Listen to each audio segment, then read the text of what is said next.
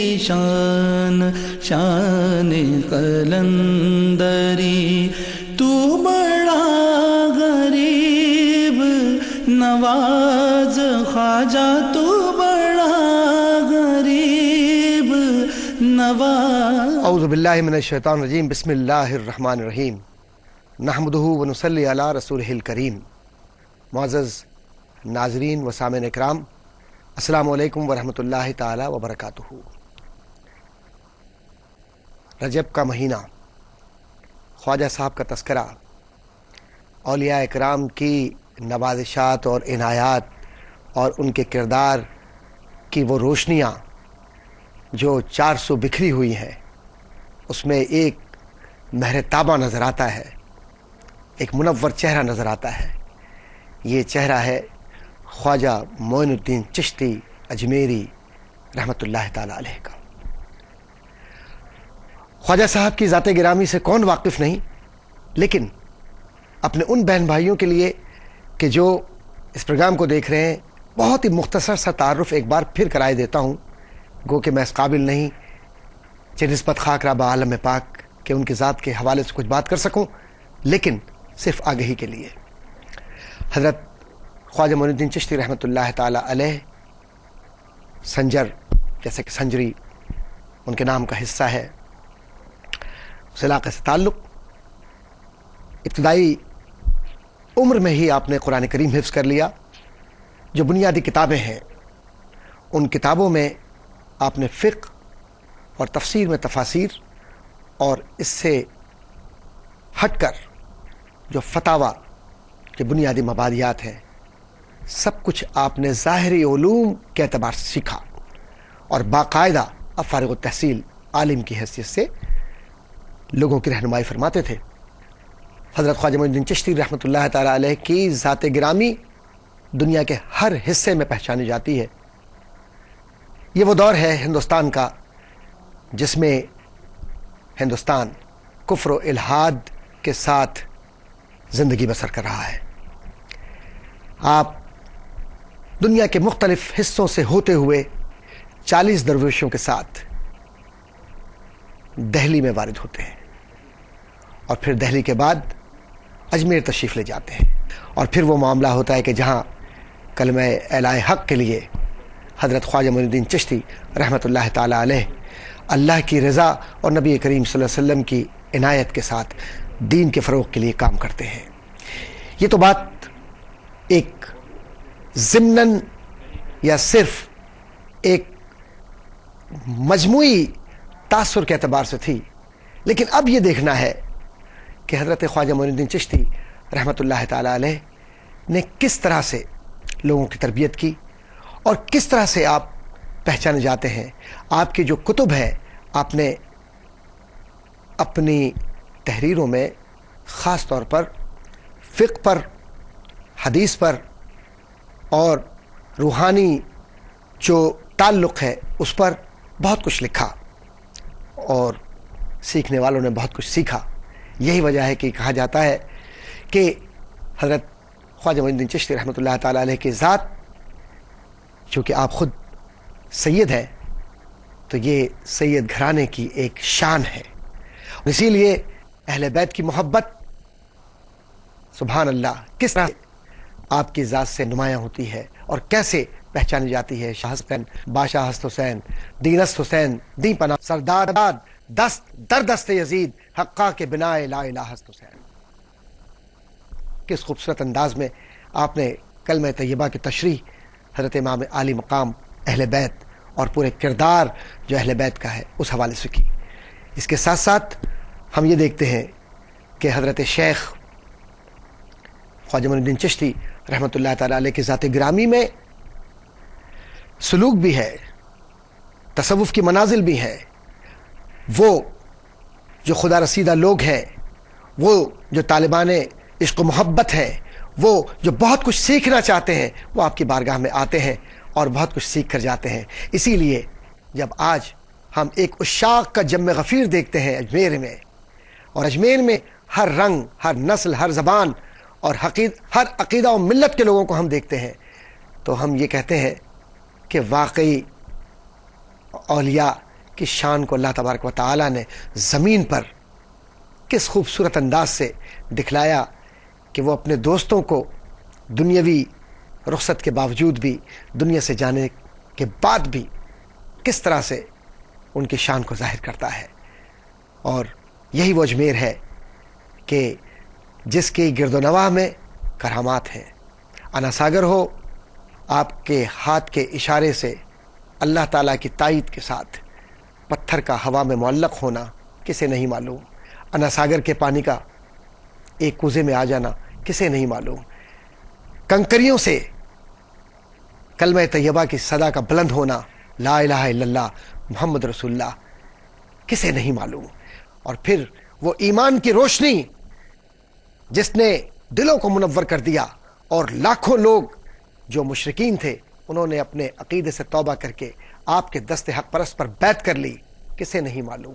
اور پھر آج بھی ہزاروں لوگ، لاکھوں لوگ آپ کے مزار مبارک پر حاضری دے کر آپ سے فیض پاتے ہیں، کسے نہیں معلوم۔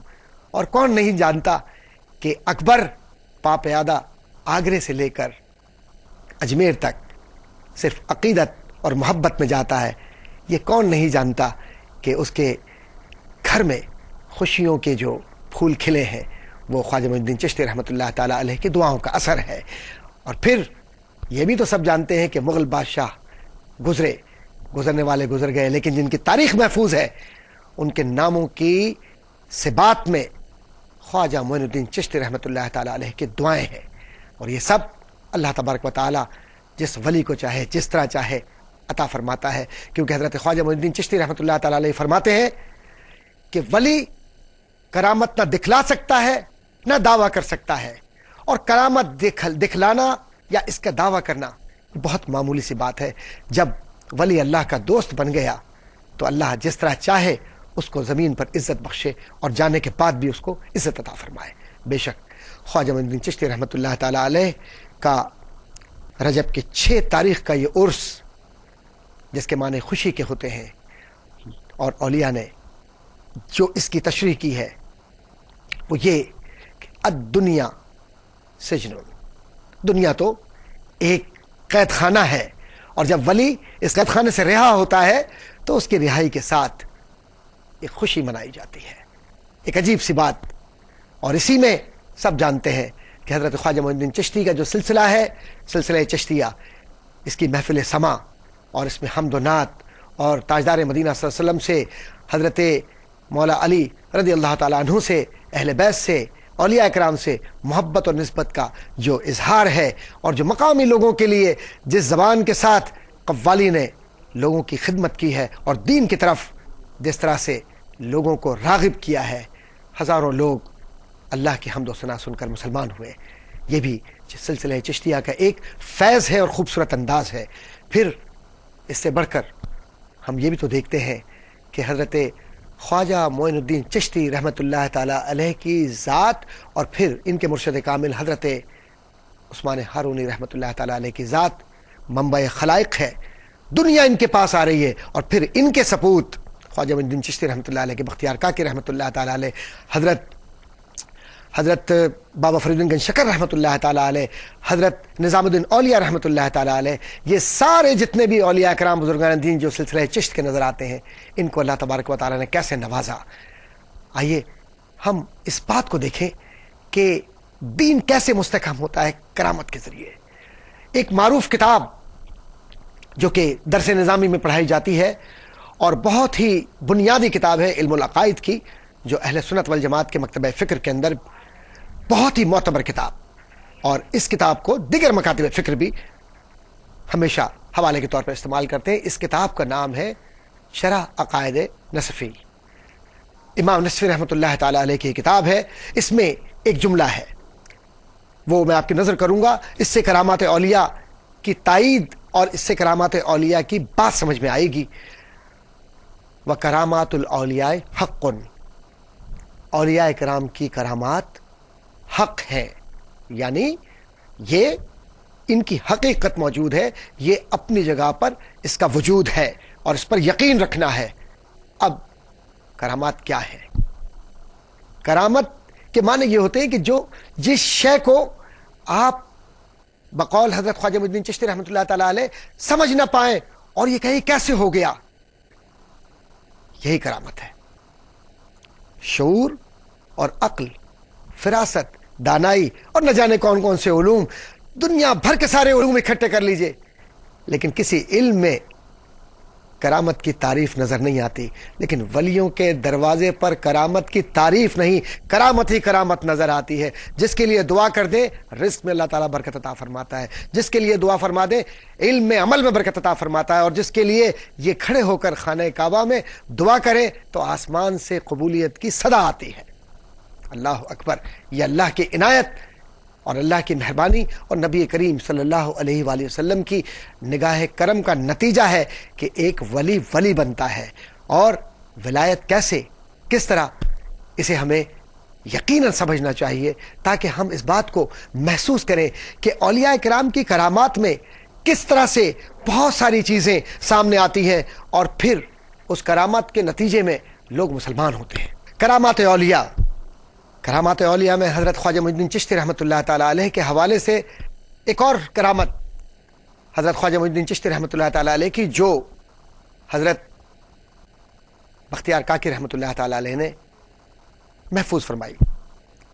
آپ فرماتے ہیں کہ حضرت خواجہ معین الدین چشتی رحمۃ اللہ تعالی علیہ فرماتے ہیں کہ ایک بار میں سمرقند میں جا رہا تھا اور سمرقند میں جاتے ہوئے حضرت خواجہ ابو اللیث سمرقندی رحمۃ اللہ تعالی علیہ کے گھر کے قریب سے گزرنے لگا تو میں نے دیکھا کہ کوئی نیک انسان اس گھر کے قریب مسجد بنا رہا ہے.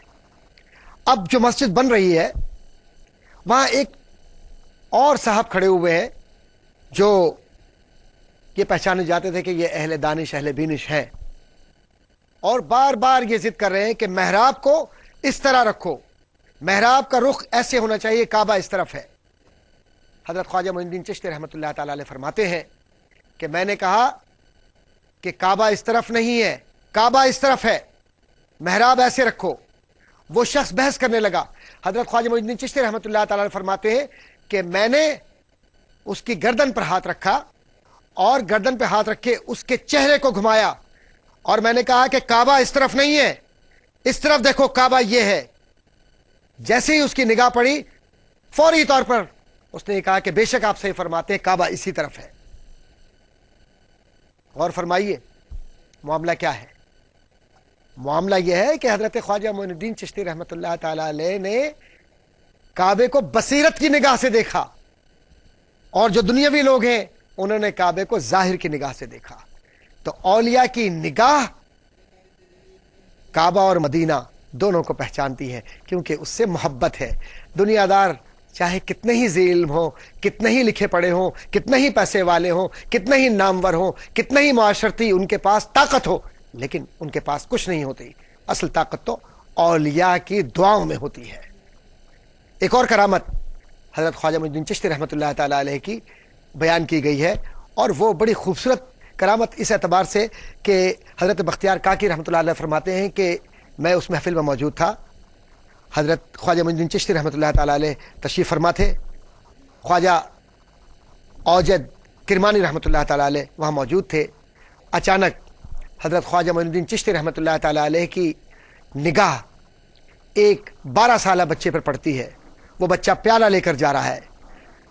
سرکار خواجہ غریب نواز رحمۃ اللہ تعالی علیہ نے بغور مشاہدہ فرمایا اس بچے کا اور فرمایا کہ یہ دہلی پر حکمرانی کرے گا، یہ دہلی کا بادشاہ ہوگا، اور اللہ اس کو اس وقت تک اپنے پاس نہیں بلائے گا جب تک کہ یہ دہلی کا بادشاہ نہ بن جائے. وقت نے ثابت کیا سبحان اللہ، یہ دہلی کا بادشاہ سلطان شمس الدین تھا. اولیاء کرام کی نگاہ، ان کی کرامات، ان کی دعائیں اور دعاؤں کا اثر کیا کیا بیان کیا جائے. ایک طویل فہرست ہے خواجہ معین الدین چشتی رحمۃ اللہ تعالی علیہ کے ذات گرامی کے حوالے سے کہ اس پر جتنی بھی گفتگو کی جائے کم ہے. بس اتنی ہی بات عرض کروں گا کہ اولیاء کاملین سے اور خاص طور پہ حضرت خواجہ معین الدین چشتی رحمۃ اللہ تعالی علیہ سے جب نسبت مضبوط ہو جائے تو اللہ بھی ملتا ہے اور نبی کی ذات بھی ملتی ہے، اہل بیت کی محبت بھی ملتی ہے، صحابہ اکرام سے تعلق بھی پیدا ہوتا ہے، دین بھی مضبوط ہوتا ہے، دنیا بھی سنورتی ہے، یہاں بھی کامیابی ہوتی ہے اور وہاں بھی کامیابی ہوتی ہے۔ حضرت خواجہ معین الدین چشتی رحمۃ اللہ تعالی علیہ فرماتے ہیں کہ کرامت اللہ تعالیٰ کی خاص رحمت کا نتیجہ ہے، لیکن کسی کو یعنی مرید کو اس بات کا اصرار نہیں کرنا چاہیے کہ وہ اپنے پیر سے ضرور کرامت دیکھے گا۔ اور ساتھ ہی ساتھ وہ فرماتے ہیں کہ شریعت پر کاربند رہنا سب سے بڑی کرامت ہے، اور شریعت سے محبت کرنا یہی وہ بنیاد ہے جو انسان کے کردار کو مضبوط کرتا ہے۔ اور سیدنا خواجہ معین الدین چشتی رحمۃ اللہ تعالیٰ علیہ کی ذات گرامی کو اگر آپ دیکھیں تو ہم اس نتیجے پر پہنچتے ہیں کہ پوری زندگی ان کی کرامت ہے۔ غریبوں کی جس طرح سے وہ مدد فرمایا کرتے تھے، اور جس طرح سے دست غیب ان کے پاس آتا تھا، جس طرح سے وہ الحمدللہ اپنے دروازے سے کھانا تقسیم فرمایا کرتے تھے، پیسے دیا کرتے تھے، مصلے کے نیچے ہاتھ ڈالا اور لوگوں کو دے دیا، اشرفیاں بانٹ دی، دعا کی تو گھر کے اندر برکت ہو گئی، اور جو پریشان حال تھے، بیمار تھے، مشکلات میں تھے، ایک لمحہ کہ معین الدین رحمۃ اللہ تعالی علیہ کی طرف کسی نے رجوع کیا، اللہ تعالیٰ نے اس پر رحم کیا۔ اس سے بڑھ کر اور کیا کرامت ہوگی کہ آج کی دنیا بھی خواہ وہ کسی عقیدے کی ہو اگر جاتی ہے تو معین الدین رحمۃ اللہ تعالی علیہ کے دروازے پہ اس لیے جاتی ہے کہ یہ خواجہ خواجگاں معین الدین ہے۔ ان کے دروازے سے ہر شخص کو اللہ تعالیٰ پیارے نبی صلی اللہ علیہ وسلم کا طفیل اور صدقہ عطا فرماتا ہے۔ اسی لیے آپ کے فرمودات کو اگر ہم آج اپنی زندگیوں میں اپنا لیں تو یہی بہت بڑی کامیابی ہے اور یہی بہت بڑا تعلق ہے کہ جس کی بنیاد پر ہم کامیاب ہو سکتے ہیں۔ اس ذکر جمیل کے حوالے سے صرف میں یہ بات عرض کروں گا کہ اللہ تبارک و تعالی سے یہ دعا ہے کہ پروردگار عالم، یہ جو تذکرہ ہم نے تیرے پیارے محبوب بندے کا کیا ہے، یعنی حضرت خواجہ معین الدین چشتی رحمۃ اللہ تعالی علیہ کا، ہمیں ان کی ذات کی نسبت کے حوالے سے دین پر قائم رہنے کی توفیق عطا فرما، اور ہمارے دلوں میں بھی ان کے فیض کو جاری و ساری فرما، اور جو اولیاء اکرام کی نسبتوں کے فیوض و برکات ماضی میں کامیاب لوگوں کو ملے وہ آج ہمارے اسلامی معاشرے کو بھی عطا فرما، تاکہ ملت اسلامیہ مشکلات سے نکل کر کامیابی کی طرف گامزن ہو سکے۔ آمین۔ وآخر دعوانا ان الحمدللہ رب العالمین۔ تیری شان شان قلندری، تو بڑا غریب نواز خواجہ، تو بڑا غریب نواز۔ تیری شان شان قلندری، تیری شان شان قلندری، تو بڑا غریب نواز خواجہ، تو بڑا غریب نواز ہے۔ تیری شان شان قلندری، اللہ